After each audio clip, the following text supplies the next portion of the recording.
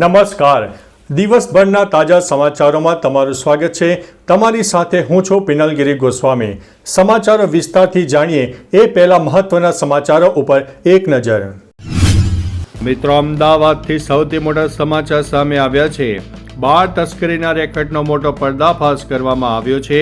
ત્યારે વાત થશે ગુજરાત સરકાર નવું હેલિકોપ્ટર ખરીદ કરશે. આગળ વાત થશે સોના અને ચાંદીના ભાવમાં ઐતિહાસિક ઉછાળો જોવા મળ્યો છે. ત્યારે વાત થશે નવીન નરસિંહ મહેતા સરોવરનું લોકાર્પણ કરવામાં આવ્યું. આગળ વાત થશે સીએમ ભૂપેન્દ્રભાઈ પટેલે દ્વારકાધીશના ચરણોમાં શીશ ઝુકાવ્યો. ત્યારે વાત થશે હવે આધાર કાર્ડમાં બધું જ ઘરે બેઠા ફેરફાર કરી શકાશે.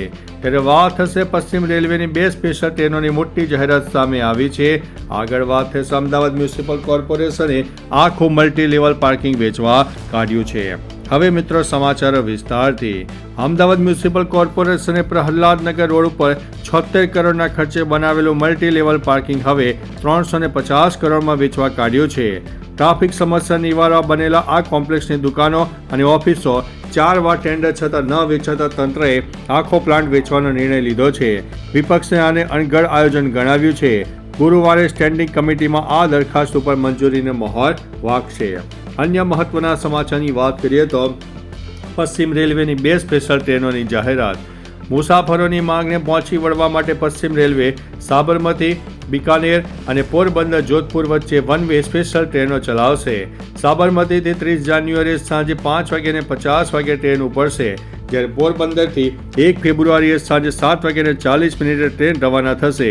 વિશેષ ભાડા પર સ્લીપર તથા જનરલ કોચ મળશે. ટ્રેનના સ્ટોપેજમાં મહેસાણા, પાલનપુર, રાજકોટ અને જામનગર જેવા સ્ટેશનોનો સમાવેશ થાય છે. અન્ય મહત્વના સમાચારની વાત કરીએ તો હવે આધાર કાર્ડમાં બધું જ થશે ઘરે બેઠા ફેરફાર.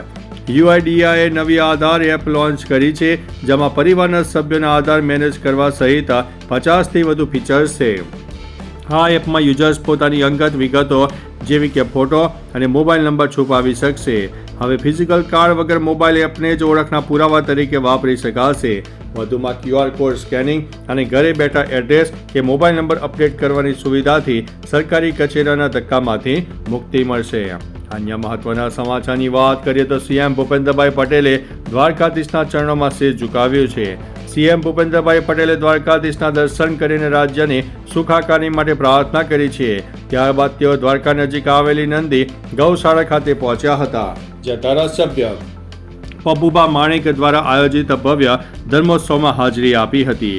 વિશ્વ કલ્યાણના હેતુથી યોજાયેલા આ મહોત્સવમાં શ્રીમદ દેવી ભાગવત કથા, ચંડી મહાયજ્ઞ અને 108 શિવલિંગ મહારુદ્રાભિષેક જેવા ધાર્મિક કાર્યક્રમો યોજાઈ રહ્યા છે.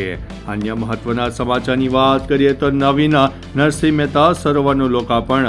સીએમ ભૂપેન્દ્રભાઈ પટેલના વરદ હસ્તે ગિરનારના સાનિધ્યમાં વસેલા જૂનાગઢમાં 220 કરોડના વિકાસ કાર્યોની ભેટ સાથે વિકાસનો નવો અધ્યાય શરૂ થયો છે.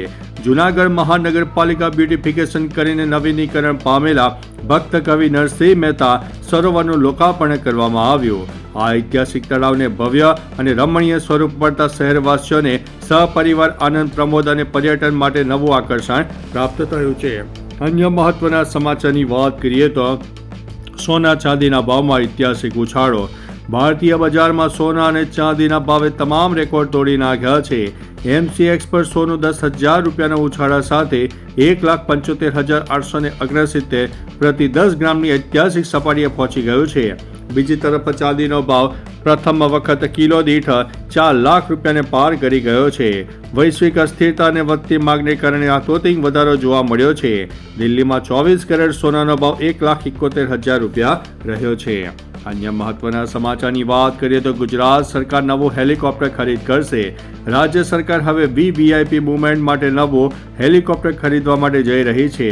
હાલમાં વપરાશમાં લેવાતો 2007ના વર્ષનો AS365 ડોલ્ફિન હેલિકોપ્ટર વારંવાર ટેકનિકલ ખામી સર્જતું હોવાથી ઘણીવાર ફ્લાઇટ રદ કરવી પડતી હતી.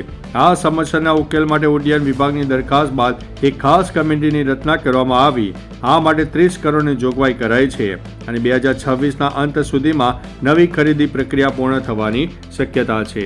અન્ય મહત્વના સમાચારની વાત કરીએ તો બાળ તસ્કરીનો રેકેટનો મોટો પર્દાફાશ કરવામાં આવ્યો છે. અમદાવાદ ક્રાઇમ બ્રાન્ચ અને ATSએ સંયુક્ત ઓપરેશનમાં આંતરરાજ્ય બાળ તસ્કરી રેકેટને ઝડપી પાડ્યું છે. એરપોર્ટ નજીકથી બાળકનું રેસ્ક્યુ કરીને 4 આરોપીઓની ધરપકડ કરાઈ છે. આ બાળક હિંમતનગરથી 3,60,000માં ખરીદીને હૈદરાબાદ વેચવા જવાનું હતું. આ ટોળકી ગુજરાત, તેલંગાણા અને યુપીમાં સક્રિય હતી. હાલ બાળકને ચાઇલ્ડ હેલ્થ ઓફિસરને સોંપવામાં આવ્યું છે, જ્યારે મુખ્ય સૂત્રધારની ઓળખ ચાલી રહી છે. તો ચાલો મિત્રો, ફરીથી દેશ અને દુનિયાના સુપરફાસ્ટ સમાચાર લઈને મળતા રહીશું. ત્યાં સુધી અમને રજા આપશો. નમસ્તે.